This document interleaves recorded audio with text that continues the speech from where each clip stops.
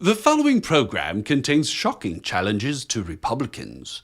If you suffer from blind party loyalty, this show might not be right for you. Check with the Tea Party leader.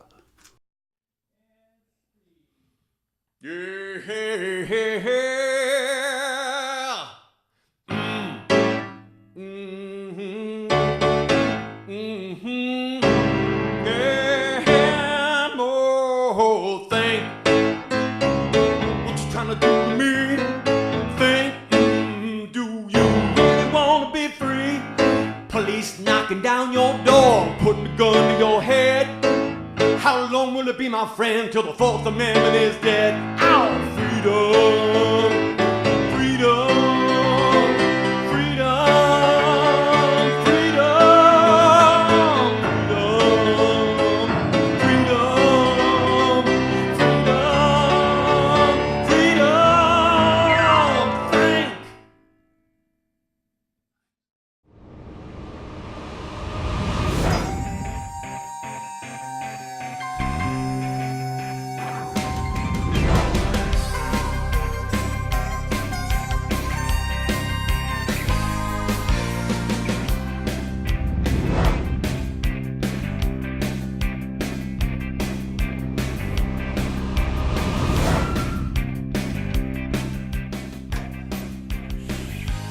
Gruesome.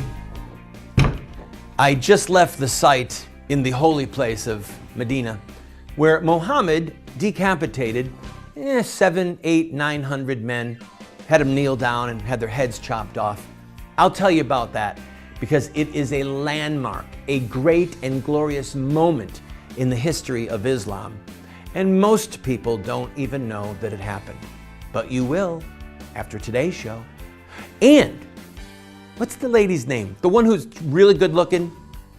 Granny Jihad. She's got a word of wisdom for us. Check out the garb, man. When I was at the Turkish Museum, I saw holy relics of Muhammad, his beard, his sword. Oh!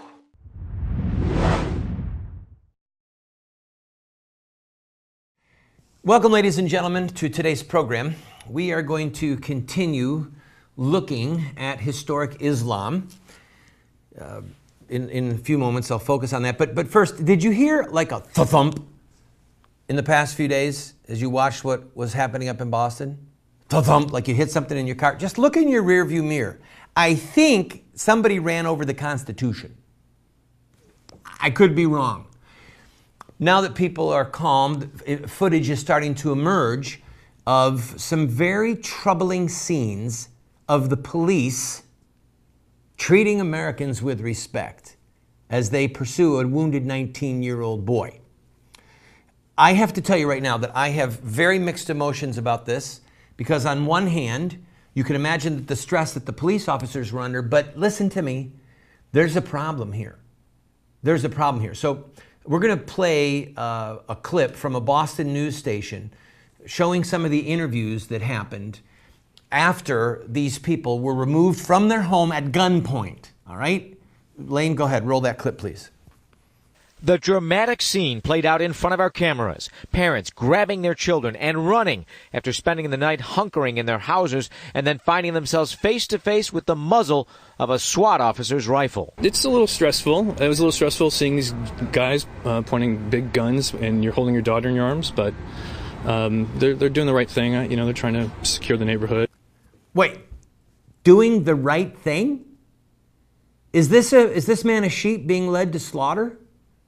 That's where I start to get really frightened with newspeak and how many people submitted to this type of behavior and didn't think anything of it. Roll the next clip, please. Each time the SWAT team would rescue a family at the point of a gun, they would rush into the home in an armored line, guns at the ready, in case the suspect was hiding inside.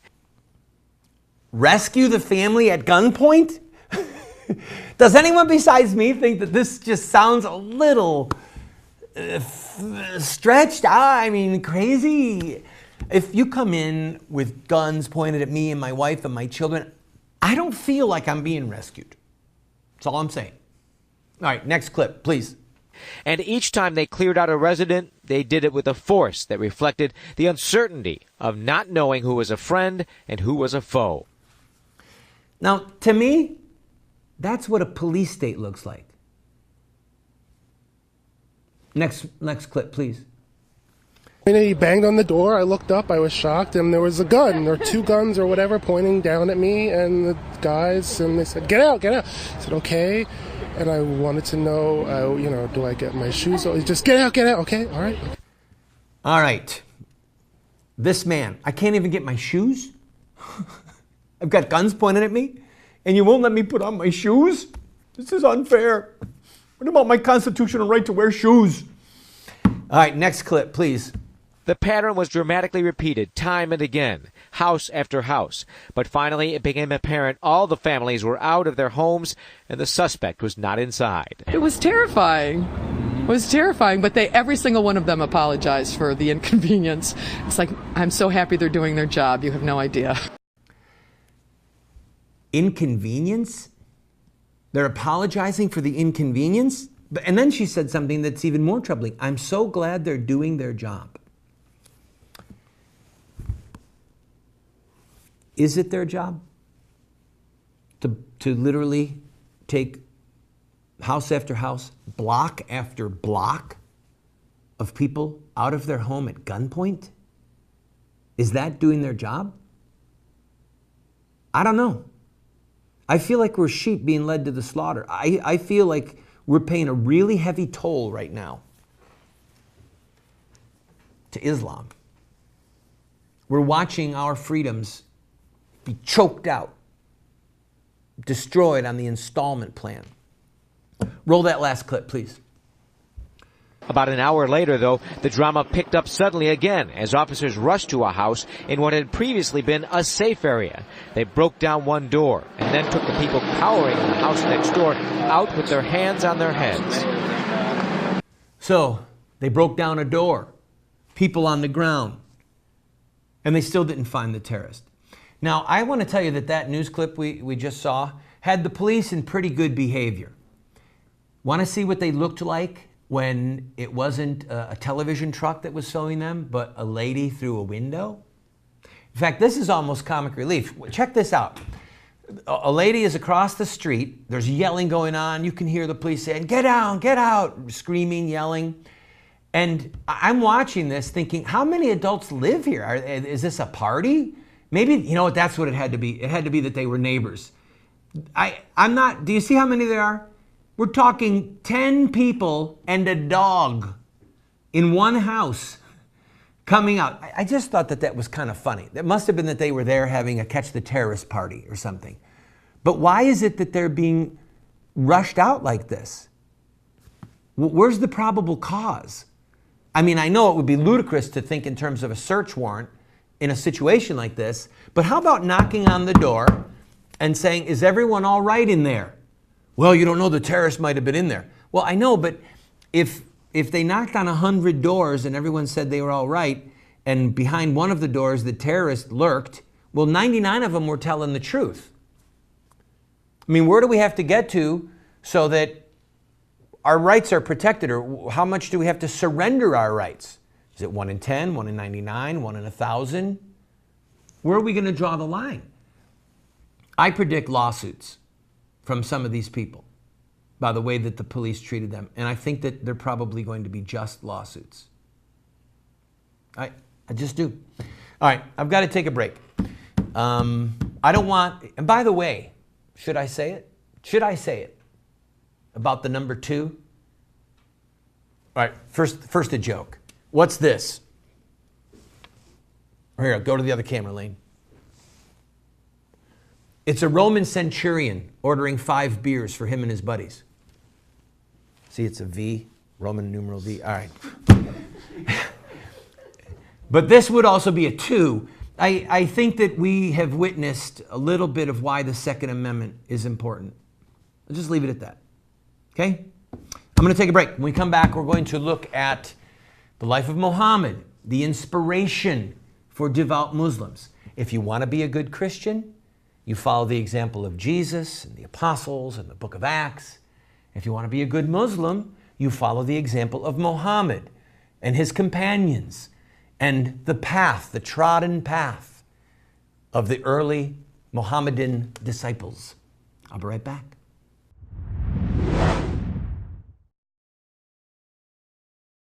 Do you want to have knowledge, wisdom, discernment? If so, you have to read good books on theology, history, books that look at the lives of great men and women. So to help you to become a more effective Christian, a better witness for truth, somebody who can engage in productive conversation that exhorts and edifies those that you speak with, we're going to do something crazy. We're offering you these 7 books for a gift of any size. You just pay for the shipping and handling, and then give whatever gift that you can, and we will send them to you. But just to make it a little bit more crazy, I will send you a second copy of my 3 books, autographed. You can give them as a gift to your pastor or to a family member and help extend truth and justice in the world. This is while supplies last.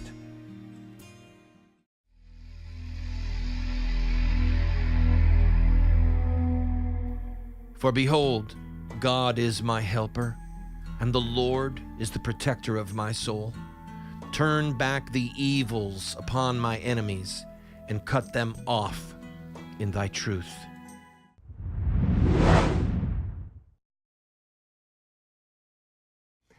Welcome back, friends. One of the things that I hope to accomplish with this 3-part series is that a little light goes on in your head. Click, and you get it. And you see the darkness.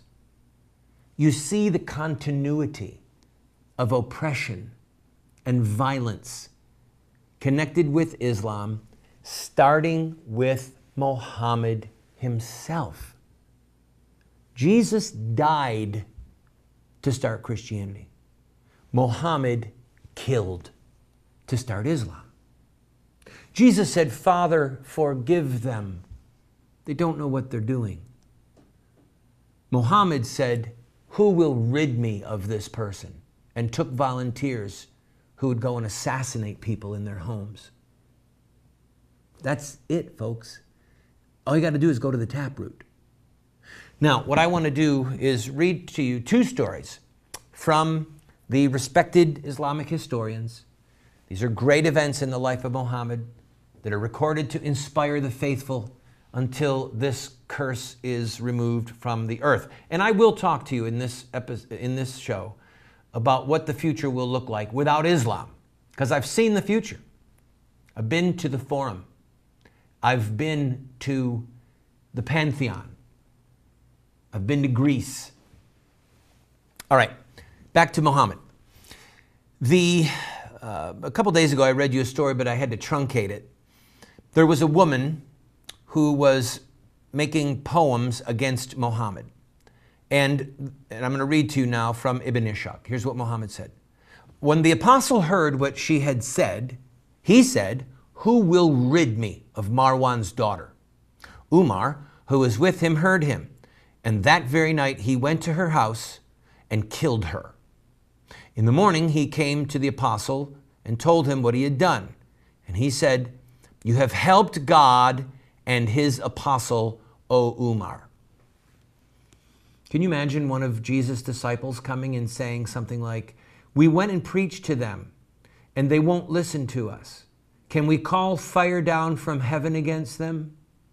Like Elijah did. And Jesus saying, "You don't know what spirit you're of." Oh, that did happen. That's in the Gospels. Right? They wanted to have people killed because they wouldn't listen to Christ. And Jesus said, "You don't know what spirit you're of. I did not come to destroy life. I came to save it." Muhammad said, "Who will kill these people for me?" Now that it's on the screen. Now, there is an evangelistic purpose to what Muhammad was doing. The next day, I'm reading again from the texts. The next day, Umar went back, and it said She had 5 sons, and when Umar went to them from the apostle, he said, I have killed the daughter of Marwan, O sons of Katma. Withstand me if you can. Don't keep me waiting. That was the first day that Islam became powerful among the tribe of Katma. The day after the daughter of Marwan was killed, the men of Katma became Muslims because they saw the power of Islam. Do you see what that text says? They were terrified. He said, you want to fight? Let's fight. And they all started saying, they'll come back with an army and kill us. We see the power of Islam. And they became Muslims. I mean, does any thinking person really think, these are her own sons, does any thinking person think, you killing our mother showed us the love of God. I want to be forgiven. I want to submit my life to Allah. Thank you for showing me the way. Thank you for showing me the truth. When we come back from this break, I'll give you one more evangelical activity involving murder. Don't go away.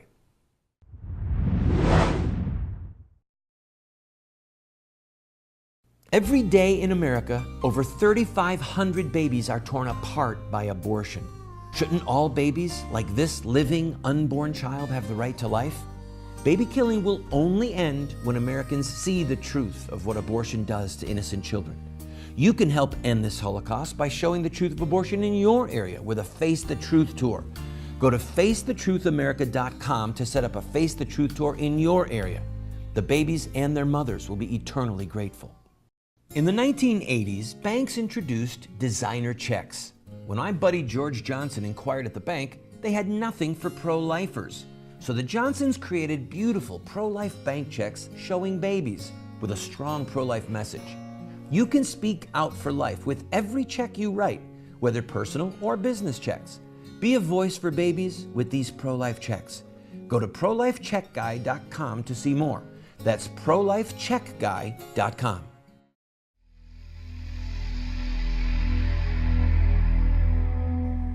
O Lord, thou God of vengeance, shine forth. Rise up, O judge of the earth. Render to the proud their deserts. O Lord, how long shall the wicked exult?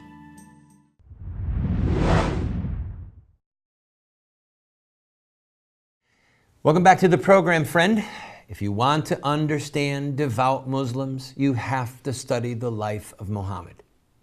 And since Muhammad killed people and used murder and the threat of force and terror to force and coerce people to accept Islam, that's what devout Muslims do. They don't call themselves terrorists. Listen to this passage recorded in Ibn Ishaq. The apostle said, and by the way, the apostle means Muhammad. The apostle said, kill any Jew that falls into your power. Muhayyisa, son of Masud, leapt upon Ibn Sunayna, a Jewish merchant with whom he had social and business relations, and killed him. His brother said to him, you enemy of God, did you kill him when much of the fat on your belly comes from his wealth? His brother answered, had the one who ordered me to kill him ordered me to kill you, I would have cut off your head. Now, this is an older brother yelling at a younger brother saying, you killed a Jewish man with whom you had business relations and social relations. They would get together and grill a camel or a sheep or something. And when Muhammad gave the order, kill any Jew that falls into your power, this man murdered him. So the older brother is yelling at him saying, what are you doing, you enemy of God? The younger brother said, if Muhammad had told me to cut your head off, I'd have cut yours off. Here's the elder brother's response. By God, if Muhammad had ordered you to kill me, what, you would have killed me? He said, yes, by God, had he ordered me to cut off your head, I would have done so. He exclaimed, by God, a religion that can bring you to this is marvelous. And he became a Muslim. Now, whether this is an exactly accurate record of the brothers saying, Wow, that's incredible. Maybe marvelous is a bad translation. Maybe he meant incredible, like scary. But you can think his heart sank and he said, okay, I better become a Muslim, because if Muhammad orders you to cut off my head, I'm dead. Now, whether the adjectives being used here are an accurate representation of what happened, it's still a part of their sacred history. It's a part of their sacred hadiths. It's a part of the very fiber of the traditions of Muhammad and the example that he set and that his early followers set. This is Islam. I've got to take a quick break. When we come back, I want to talk to you about the future of Islam, please God, and what the world looked like once upon a time. Don't go away.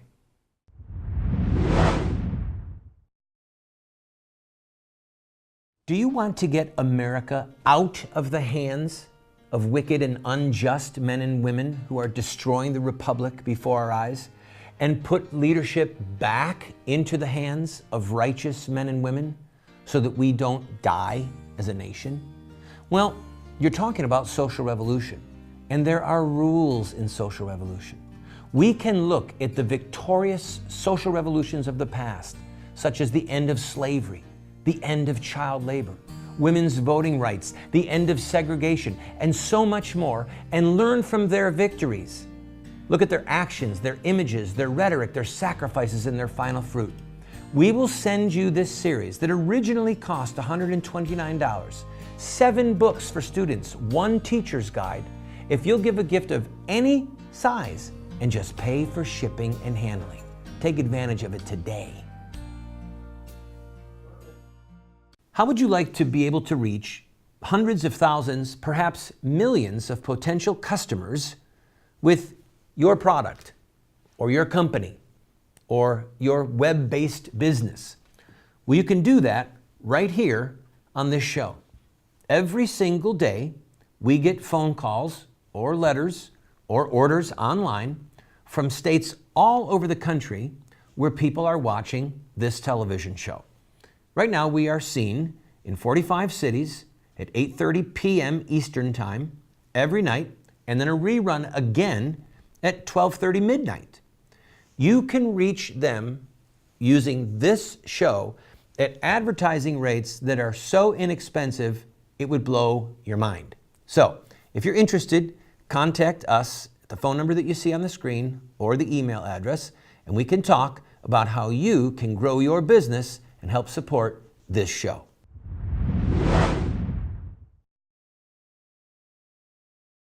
Welcome back. Islam, historic Islam, Orthodox Islam, is a threat to human rights. Look at the way people are treated in Saudi Arabia, Pakistan. Look at Sharia law. Look at the traditions of Muhammad, and you will understand that it is a threat to human liberty, conscience, freedom of religion, to Christianity itself. The Christian churches of the Middle East were almost totally obliterated by Muslim armies. What was the cradle of Christianity now holds Islam. This is a horrific tragedy. Ironically, as we see our own rights being trampled here in America, as we did earlier up in the show in Boston, as we see television stations refusing to air the comic renditions of Muhammad with a bomb in his turban or whatever, we see people submitting to fear, which is exactly how Islam spreads, and refusing to stand up and say that this religion is an inherent threat to our liberty, to our Christianity, to our way of life. What will be the end of Islam? When will it end? I don't know. But I've been to Delphi and I've been to the Forum. Are you afraid of the name Apollo or Nike? Are you afraid of the name Caesar? Are you afraid of the ancient false gods of Greece or Rome? No, because no one worships them anymore. No one believes in them. Delphi is where the Greeks had their seat of deistic power. It's a ruin. Rome had the Forum. It's a ruin. You can mock Apollo. You can mock Caesar. You can name your dog Caesar. No fear. That's what we must pray for.